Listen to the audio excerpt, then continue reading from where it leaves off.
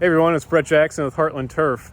It's hot out and we're putting down summertime fertilizer, so I want to talk to you a little bit about that. As our cool season grasses here in Kansas City encounters this hot weather, they actually stress out a little bit. I mean, as you know, they can turn brown and they get a little stress on them.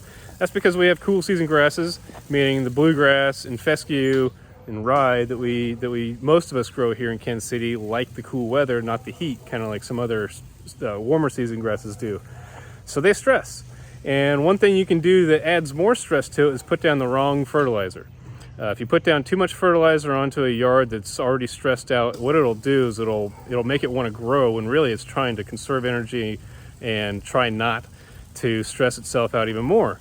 So if you're going to put a summertime fertilizer down yourself, you want to find at least 30% slow release fertilizer, meaning it has a coating on some of the pellets that prevent it from just being rinsed or dissolved into the soil right away as soon as you get the first rain.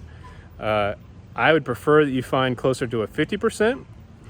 We use a 100% with our fertilizer, and it feeds all summer long really slowly and gently to make sure that it stays green and healthy, but not shock it like some other fertilizers can. So if you're going to do it yourself, find at least 30%.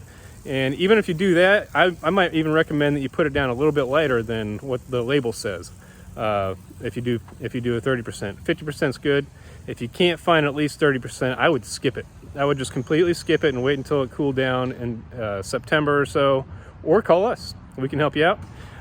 If you need any help with that, give us a call. Thanks.